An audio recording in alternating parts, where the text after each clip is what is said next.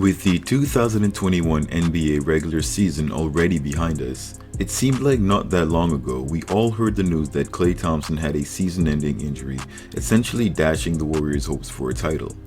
Despite signing Kelly Oubre Jr., plenty of other issues kept the Warriors from competing at the level the franchise is used to playing. At the top of the list is the fact that the season was plagued by injury to every single player on the team. Except Andrew Wiggins, who aside from a few offensive slowdowns, somehow has been the most solid and reliable player. This is despite being called a bust over the last 6 years by fans and analysts alike. However, after dropping 38 points in a win over the Phoenix Suns, the second-ranked team in the NBA on a back-to-back after a win over the Utah Jazz, you can bet that the critics are quiet.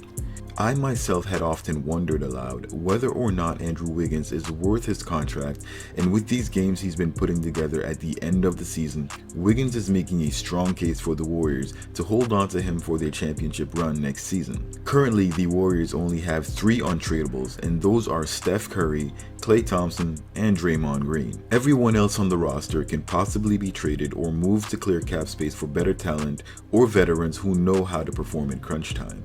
If Wiggins keeps up this level of play, however, this might be enough to convince the front office to hold on to Wiggins instead of trading him this offseason. Now, I mentioned in my other video that Myers and Lacob are likely looking at Kawhi Leonard as he goes into free agency this year.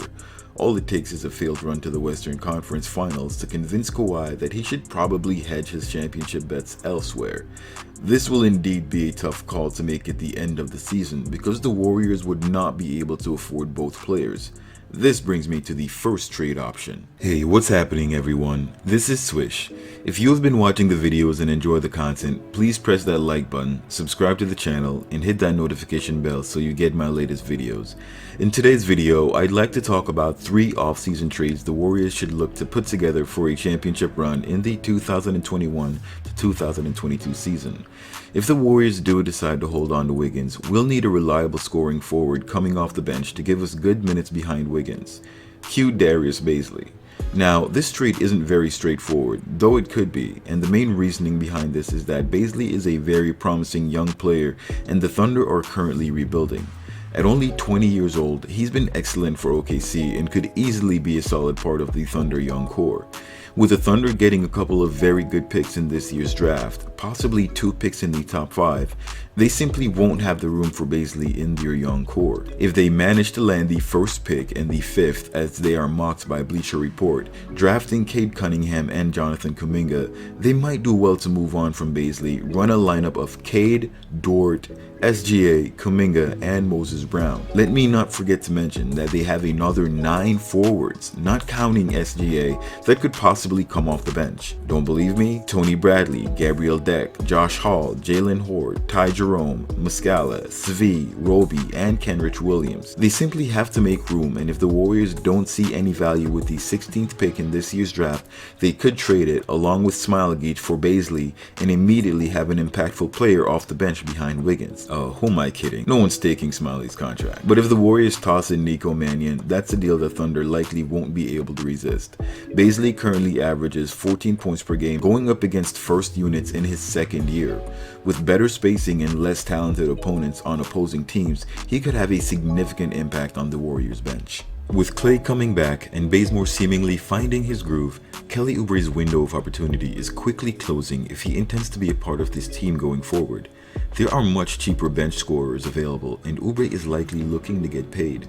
With Wiggins locking up the 3 spot, the only starting spot that is in question is our center position, primarily because James Wiseman is still not yet developed enough and could be a weakness that other teams exploit come next year's playoffs. While Wiseman's ceiling is high, Steve Kerr did mention that they did not expect him to be as raw as he is. It'll take a lot of work to get Wiseman to his potential, however, he may not come along fast enough to maximize the remaining years of Steph and Klay. So with that in mind, let's talk about Domantas Sabonis. The Pacers had a hot start this season, ranking near the top of the seeding charts in the Eastern Conference for the first couple of months. However, they've since fallen down in the rankings and barely made the play-in tournament. Considering that the Pacers finished 4th in the standings last year under coach Nate McMillan, the Pacers are likely going to be looking to make some changes. With Sabonis under contract through 2024, making $18.5 million per year, the Warriors will have to give up some assets to get Sabonis to come to the Bay Area. Sabonis will have good reason considering he'd be joining a championship level team, and his veteran experience is just what the Warriors need at the right cost. The Warriors could send Wiseman, Minnesota's pick which will be worth around $5 million, Mulder, Pascal, Cash, and Smiley if he's still on the roster at this point. Hopefully the Pacers get the little joke, or is it the lil yoke? Sabonis, with the limited spacing off the Pacers, was averaging 20 points, 12 rebounds, and just shy of 7 assists, which puts him in a tier just behind Jokic. A lineup of Steph, Clay, Wiggins, Dre, Sabonis would bring absolute terror to the rest of the league, and the Warriors would once again be completely unfair. In simpler terms, a team that just beat the 2 top teams in the NBA in back-to-back games with an 8-man roster just added 2 all-star level players.